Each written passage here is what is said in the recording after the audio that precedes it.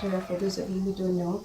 And today I'm going to be doing the video, obviously, about everything you need to know about your natural hair.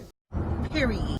So some of us just have like hair and we don't really know anything about it. So this video will help you know like about things that you really didn't think about before, or help you know like how to take care of your hair and things that you should do and things that you shouldn't do according to you. Think about that. So under like everything you need to know, I'm going to talk about hair porosity, hair density, hair width, and your curl pattern. So I'm going to do it in order of which I think is most important. So I'm going to start with hair porosity. A lot of us naturals, we don't really know what hair porosity is. Some of us haven't even heard about it. So it's fine if you haven't, because I'm going to tell you what it is now. So hair porosity is simply like how much your hair is able to absorb and retain moisture. So the thing is that you have a hair strand, and the outer layer of your hair strand is called the cuticle. So the thing about hair porosity is that your hair cuticle, it determines how easily water absorbs into your hair and how easily it's retained in that single hair strand. So there are three different types of hair porosity. There is low porosity, high porosity, and medium or normal porosity. Low porosity hair refers to hair that finds it difficult to absorb moisture, but it can easily retain moisture. So this is because you have your cuticle on your hair strand, and your cuticle is lying almost flat on your hair strand. So for moisture to enter, it's kind of difficult because your cuticle layer is getting in the way of that. But the thing is that because it's laying flat, once moisture enters into it, it is easily retained in the strand. So the moisture is not going anywhere; it stays in there for a long time. This hair type is usually quote unquote considered healthy, and like the best hair type hair porosity is considered healthy, but that might not be the case all the time, but that's what is usually considered. And the thing about low porosity hair is that if you have low porosity hair, then your hair regimen has to like work around that. So if you have low porosity hair, you might be thinking, okay, it's difficult for me to let moisture in, but like I can easily retain it. So what can I do? So I advise you to, if you have low porosity hair, what you should do is that you shouldn't be afraid of heat. I know like I'm not advising you to use heat, but like I know a lot of us naturals, we think, oh, heat is the enemy, we shouldn't use heat, heat is bad. It's not all the time. Like sometimes, like if you have low porosity hair, heat might not be that big of a deal for you, and you might be thinking, oh, I shouldn't use heat, it's going to damage my hair. Not really. The thing about heat and like hot water, if you have low porosity hair, is that it makes your cuticle relax. So like if you're trying to apply your leave-in conditioner, you should use like if your spray bottle, you should put like hot water inside. Or I know like some people, some YouTubers even that apply their leave-in conditioner in the shower. So like when you're done washing your hair, you're done deep conditioning, you still stay in the shower and then you let the hot water still run on your hair while you're applying your leave-in conditioner in. That way like your cuticle relaxes and moisturizes. Okay, so the next type of hair porosity I'm going to talk about is high porosity. High porosity is like the exact opposite of low porosity hair. High porosity hair has lifted cuticles that allow moisture to easily enter, but just as easily as it enters, it can easily leave your hair strand. So if you have high porosity hair, when you're applying your leave-in conditioner or something into your hair, everything is going in, it's fine, it's all dandy, but then you see that some minutes, or maybe not some minutes, but like some hours later, your hair is feeling dry again, and you're wondering, oh, I just moisturized, what's going on? Why is my hair feeling dry again? So like high porosity hair is usually considered unhealthy because most of the time, not all the time, but most of the time, if you have high porosity hair, it's usually because of like some kind of damage, maybe heat damage or color damage. And that's the thing, like usually chemically processed hair, usually most times than not have high porosity hair. But if you have high porosity hair, almost like your hair isn't necessarily damaged. It could just be the way like you're born. It could just be like who you are. You could be born with naturally high porous hair. So if you have high porosity hair, if since moisture easily enters, you don't have a problem with that. But to keep the moisture in, you might have to work your hair regimen around that. Maybe applying doing the LCO method. Sorry, the LOC method, the lock method. You apply your leave-in conditioner, then you put an oil on top of it to seal the moisture in. then you apply a cream on top of it again. So that way, you've put in the moisture, you've locked the moisture in with the sealant, and you apply more moisture on top for like should I say backup, so like you're sure that your hair is properly moisturized. Okay, so the last thing I'm going to talk about is under hair porosity is normal porosity hair. I don't really hear much about normal porosity hair because low and high porosity hair are like more popular hair porosities, but then normal porosity hair is just like in the middle. It's that moisture, there's a balanced amount of moisture entering and leaving the hair strand at a time. So like I think it's like the most healthy of all the hair porosities, but I think it's also very rare for you to have normal porosity hair. But you can. So if you have normal porosity hair, I think you could use either the lock method or the LCO method. Just try according to what your hair likes. Just try work a regimen around them. So there are two very popular tests you can use to determine your hair porosity. They are the float test and the slip and slide test. So I think both of them are pretty accurate. I'm going to talk about both of them. The float test is you get a hair strand. It should be like a clean hair strand. So maybe you're just done washing your hair. Then you take a glass of water. You put the hair strand into it and leave it in the glass for 2 to 4 minutes. So if the hair strands float, then you have low porosity hair. If the hair strands sink, you have high porosity hair. And if the hair strands like don't really float or sink and they just stay in the middle, then you have normal porosity hair. Okay, so the next thing I'm going to talk about is hair density. So hair density like is just simply how much your hair is growing on your head. I usually calculate it per square inch. So how much hair is growing per square inch on your head square inch. So there are three types. There are high density hair, low density hair, and medium density hair. So high density hair obviously has like more hair strands per square inch on the head, while low density hair has less, like few hair strands per square inch, and then medium density hair is just like somewhere in the middle. It's not too much, it's not too little.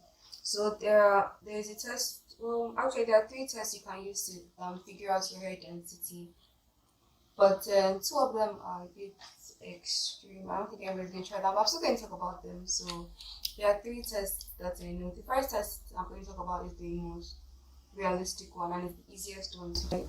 So this test, all you're going to do is you're going to just leave your hair. You're not going to part your hair or anything. You're just going to leave your hair as it is, and you're going to look at your hair at all angles in the mirror.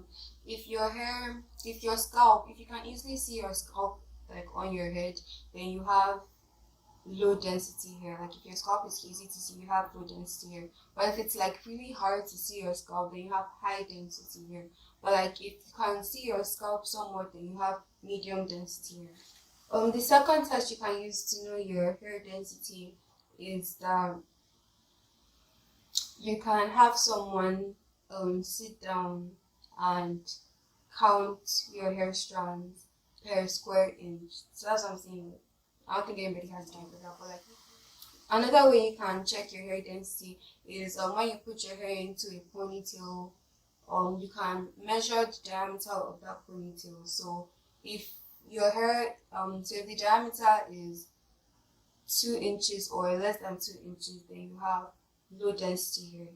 If it is 2 to 3 inches, then you have medium density hair. Then if it's more than 3 inches, then you have high density hair. If also for you to take care of your hair, depending on your hair density, you should know that for low density hair, it's advised that you use lighter products because your hair is very scanty. You don't want to put heavy products on it because it's just going to weigh your hair down, unless that's what you like. But then if you're someone who likes a lot of volume to your afro or to your hairstyles, then you should use lighter products like milks and maybe custards, things like that don't really weigh your hair down, so you can see a lot of volume on your hair.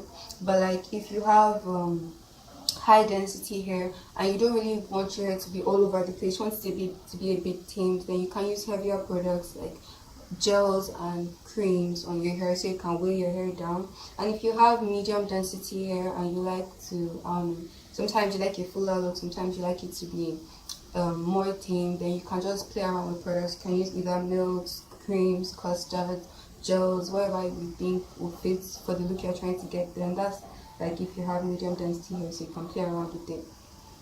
So next is hair width. Hair width is just the thickness of the individual strands on your head. So when we talk about like, oh, that girl has really thick hair, this is what we're actually talking about, not hair density. So there are three types of hair widths. There you have coarse hair, fine hair, and medium hair. So if you have coarse hair, that means that the individual strand in your hair is like really thick and it's easy to see. If you have fine hair, that means that the individual strand is like really light and not very visible. And if you have medium, then it's neither or, it's just in the middle. The way you can check for your hair width is that you can take a strand of your hair and then you hold it against the light. So if you can easily see your hair strand, like it's really visible, then you have coarse hair. If it's really difficult to see, like you can't really see it that easily, then you have fine hair. Then it's like you can see it, but it's not very clear. It's neither nor. You have medium hair. And the thing is that if you have coarse hair, then you can use like heavier products. Your hair is like stronger. It's less prone to damage than the other ones. So like you can manipulate your hair a lot, like more than someone with say fine hair, because fine hair is more delicate than coarse hair. So if you have fine hair, it's not advisable for you to manipulate your hair too much, because if you do, because it's like easy, it's more prone to breakage and damage. So if you have fine hair, it's more like you shouldn't comb it as often. You shouldn't put it into like complicated or difficult styles as often. You shouldn't treat it too much. That's another thing, because like you're more prone to damage. So if you have fine hair, you're more prone to having heat damage and color damage. Then if you have medium hair, it's just like you're somewhat like prone to like the hair is somewhat strong, so like it can resist breakage and damage, not as much as coarse hair, but more than fine hair. It's elastic and you can manipulate it, but like at the same time not too much. Okay. So finally, what I'm going to talk about is your curl pattern.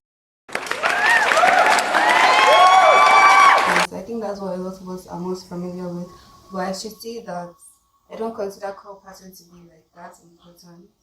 But I still consider it to be a bit important, but just not as important as knowing, say, your hair porosity. So the curl pattern chart that most naturals use actually was like formed by Andre Walker. He's a celebrity hairstylist, Oprah's hairstylist, and the charts like ranges hair types from type 1 to type 4. So there are 4 different hair types. And it goes from type 1 to type 2. And under type 2 you have A, B, and C. And then under type 3 you have A, B, and C. Then under type 4 you have again A, B, and C. So type 1 hair, is straight hair. Type 2 hair is wavy. And then type 3 hair is curly. So then the next one is type 4 hair, and this is coily hair. And this is what. So the thing about curl pattern is that many people feel like knowing your curl pattern is like the most important thing. They go around asking people, oh, what's your curl pattern? What's your curl pattern? And you click on a YouTube video because you see that the girl has type 4 hair and she's doing a wash and go or a twist out on her type 4 natural hair. And like the thing about curl pattern is that I actually do believe that okay, you can watch a YouTube video with someone with the same hair type as you to know like how the hairstyle or the look would look on you, not how it would feel on your hair. So like if you're watching a YouTube video with someone with the same hair type as you, I'm assuming that you're watching it to know how that same look would fit your hair, because curl pattern is more about how your hair looks and less about like what's in it, what products do you need, what things should you do and what things should you not do. Every girl's hair is different. Not every girl, everybody's hair, every girl or guy's hair is different. So And suppose you have type 4A hair and you have low porosity and you have coarse hair. So the kind of regimen you're going to use is going to be different with someone with the same hair type who has high porosity hair and fine hair, because it's different. Even though you have type 4A hair and she has type 4A hair. Oh my God! Oh my God! Okay, even though you have type 4A hair and she also has type 4A hair, yeah? You guys have the same hair type. 4A, good. Maybe your hair is chemically processed and you're thinking, okay, she's applying heat to her hair before she puts in her leave-in conditioner. Let me also apply heat to my hair. But that could actually do you more harm than good. So that's why it's important for you to know everything about your natural hair, ranging from your hair porosity to your hair density to your hair width to your curl pattern, because it is really important. And yes, you can take everything with a grain of salt. If you see someone with the same curl pattern as you and you say, okay, she does this and I think it can also work since we have the same curl pattern, you can take it with a grain of salt, but don't try and take everything from her regimen to work for you, because she has planned her regimen according to her porosity, her density, her width, and her curl pattern, probably with her curl pattern being the last thing on her list in importance that she's trying to look out for in her regimen. So try and take everything with a grain of salt and form your own regimen. Okay, thank you guys for watching this video. I hope it was really informative. If it was, make sure you give this video a thumbs up. Make sure you subscribe for more videos like this. Make sure you comment and share to your friends too, so that they also know about their natural hair. I love you guys. Thanks for watching. Bye.